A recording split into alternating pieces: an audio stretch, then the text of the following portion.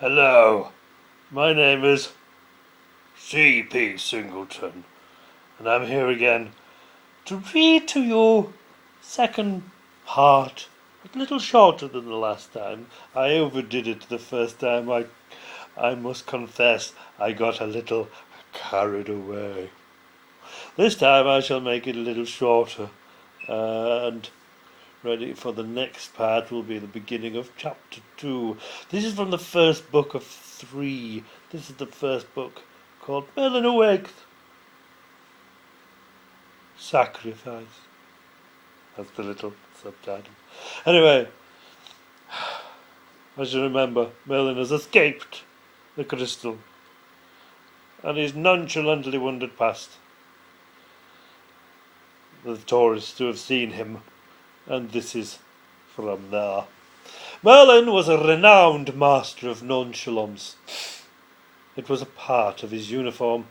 Stand him in front of kings and knights, and he would breeze among them. That was how he managed to establish himself within their houses. All that said, he was having real trouble keeping the mask in place as he wandered along this manic 21st century world. What made him stop several times to catch his breath was that, from visions he'd had earlier, he knew he was only seeing a country life snippet of the madness to come. He wasn't naive enough to really think that these noisy beasts he saw roaring and up and down the black lanes with their screaming sirens and flashing blue lords were actually animals with humans trapped inside them. But his heart had complained several times at their appearance. Where were the horses he could ask help from? He tried talking to one of the red beasts, a tired-looking animal with smaller forewheels but humongous rear wheels than the others he had hidden from. This was in a scruffy farmyard, surrounded by steel bars and strange buckets, all covered in what tasted like red oxide. He had glided up to the sorry-looking fellow and whispered into the part of it he supposed must be its ear, only to be surprised to see a reflection of his own craggy features. It was then that he caught the scent of rust. He was out of touch, and he despondently knew it. His conclusion didn't only come from seeing other new creatures who roamed conceitedly at high speeds with disregard for other animals and flora. It came from the world itself. After the third time of narrowly being bitten by one of the arrogant iron monsters, he decided to travel across country.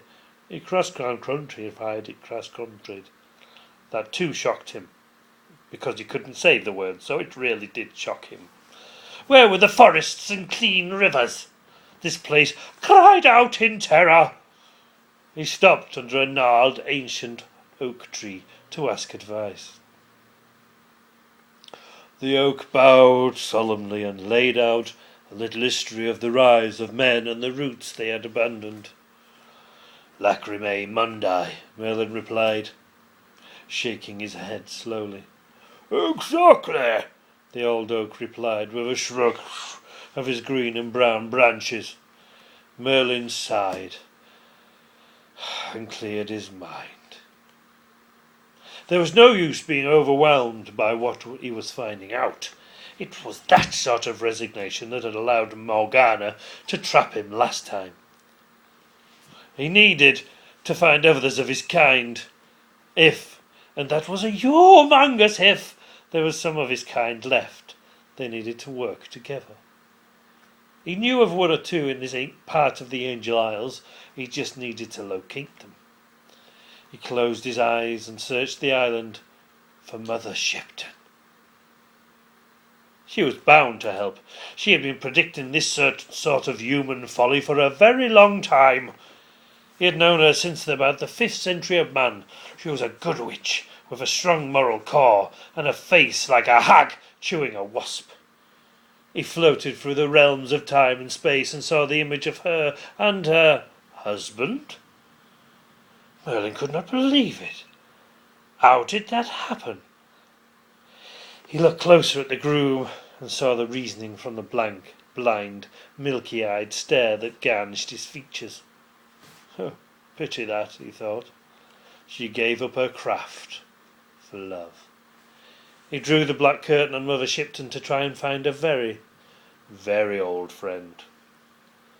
This mad old wizard was bound to be still pottering the arts, and there he was. In a cave overlooking Ilkley sat the twisted figure of Caras the Wise. His eyes were milky, his teeth non-existent, and his toy dog had seen better days. But he was still alive in this hollow world. Merlin stood with a purpose and a crack of the spine which nearly returned him to the cool green grass. He said a sad goodbye to the old gnarled oak tree and set off for Ilkley Moor.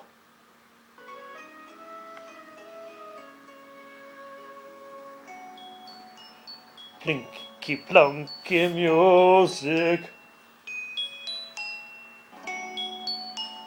Plink plonk music.